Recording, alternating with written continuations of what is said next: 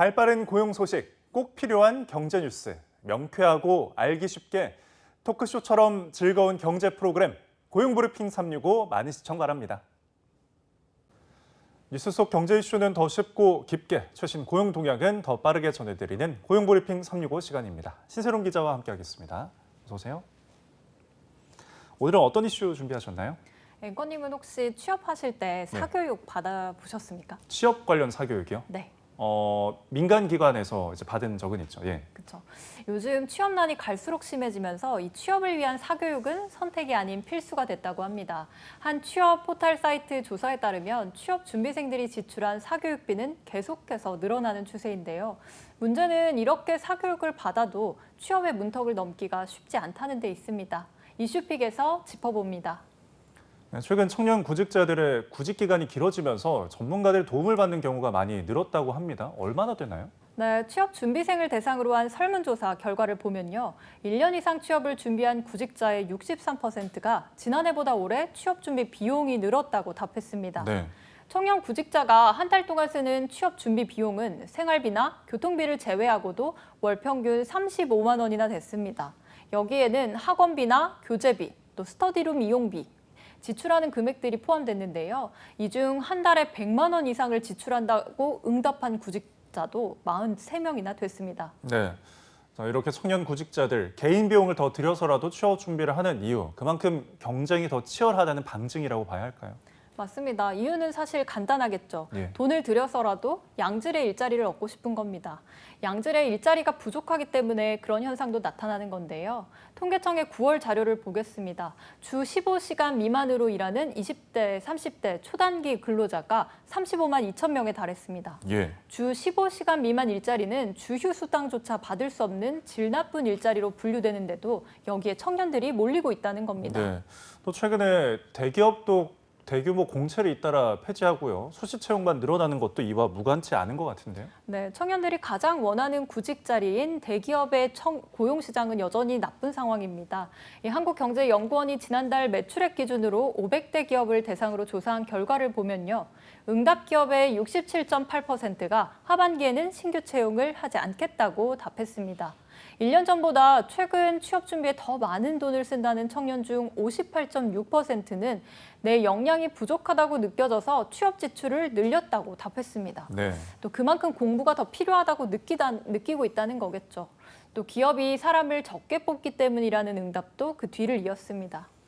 네, 이렇게 취업 경쟁은 날로 심해지고 있고 수시 채용의 경우에는 이 스펙이 공채보다 더 높다는 하소연도 나오더라고요. 네, 공개 채용의 경우 시험을 보기 때문에 좀 더 공정할 수도 있겠지만 수시 채용을 보게 되면 그에 맞는 준비를 다 따로 해야 된다는 점도 있을 겁니다. 네. 즉 수시 채용이 늘어나고 있는 점도 최근 취업 경쟁을 심화시키고 있습니다. 스펙이 공채에 비해서 높기 때문인데요. 취준생들은 비싼 돈을 들여서라도 자격증을 더 따고 여기서 한 발 더 나아가서 최근에는 아예 구직을 단념하는 청년도 늘고 있다고 합니다. 네. 특히 구직 단념자의 대부분이 20, 30대 청년층 아닌가요? 맞습니다. 이 구직 단념자는 지난 1년 내 구직 활동을 한 경험이 있지만 지난 4주 동안은 어떤 이유로 구직 활동을 하지 않은 사람들을 말하는데요. 네. 그 이유가 바로 노동시장의 이유입니다. 즉, 일하고 싶지만 마땅한 일자리를 찾지 못해 구직 활동을 포기하거나 쉬고 있는 겁니다. 지난 9월에 20대와 30대 구직 단념자는 30만 5천 명에 달했습니다. 네. 자, 청년 구직자들의 이중고라고 볼 수 있겠는데요. 이 부담을 덜어주기 위한 정부의 대책이 어떤 게 있습니까? 무엇보다 당장 실질적으로 도움이 될 수 있는 지원책을 내놨습니다. 네. 먼저 고용부는 우선 공공기관 취업에 필수적으로 필요한 국가직무능력표준, 즉 NCS 기반 필기시험 문제풀이 강의를 무료로 제공하기로 했습니다. 예. 또 정보 부족은 고품질의 취업 콘텐츠 제작으로 뒷받침하기로 했는데요.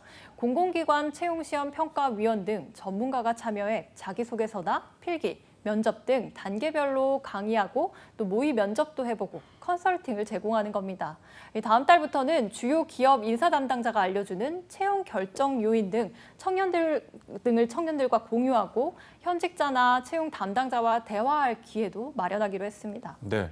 자, 그리고 최근에 인공지능 면접도 늘었는데요. 이런 경우 답변뿐만 아니라 지원자의 시선, 표정, 말투까지 분석하다 보니까 어려움을 느끼는 구직자들이 많은 것 같아요.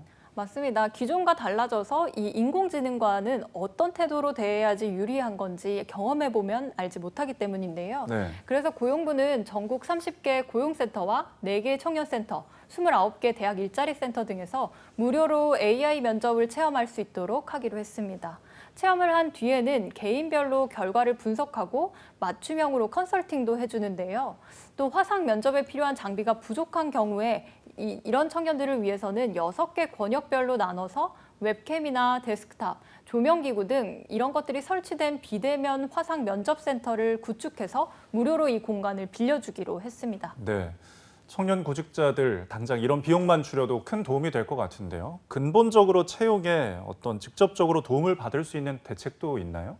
네, 기업이 필요에 따라서 수시로 채용을 하게 되는 수시 경력직 채용이 확대되면서 구직자들이 인턴 등 직무 경험을 갖추는 것이 중요해졌습니다. 네. 하지만 인턴이 되기도 하늘의 별 따기다 보니까 요새는 금턴이라고 부른다고 하는데요.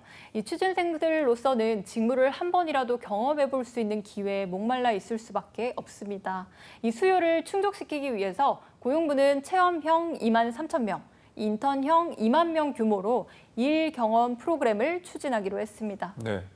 이런 인턴형 일 경험 프로그램 참여할 기업들 확보가 무엇보다 중요할 것 같은데요. 어떤가요? 현재까지 확보된 기업은 4천 개 정도로 확보되어 있습니다. 네. 한국전력과 넥슨타이어, 또 한국농어촌공사 등이 이에 속하는데요. 추가로 참여할 기업을 계속 발굴해 나가고 있습니다. 내년에는 예산이 170억 원은 투입됩니다. 청년 고용에 적극적인 기업을 지원하는 사업으로 새로 시작하고 또 중소기업이나 중견기업에서 직무과제를 수행하면 현직자가 피드백을 직접 해주는 네. 중소기업 청년 직무체험 프로그램도 새로 만들 예정이라고 합니다. 고용부는 앞으로도 많은 청년이 새로운 채용 경향에서 어떻게 자신의 일자리를 찾을 수 있을지 치열하게 고민해서 실제 취업을 준비할 때까지 필요로 하는 모든 것들을 더 적극적으로 지원할 예정이라고 밝혔습니다. 네, 청년 세대 유일한 희망인 취업문까지 좁아지면서 코로나 세대 한숨은 깊어만 가고 있습니다. 긴 터널의 끝에서 출구를 찾기 위한 청년들의 노력이 헛되지 않기를 기대하겠습니다. 오늘도 신세롬 기자와 함께했습니다. 고맙습니다.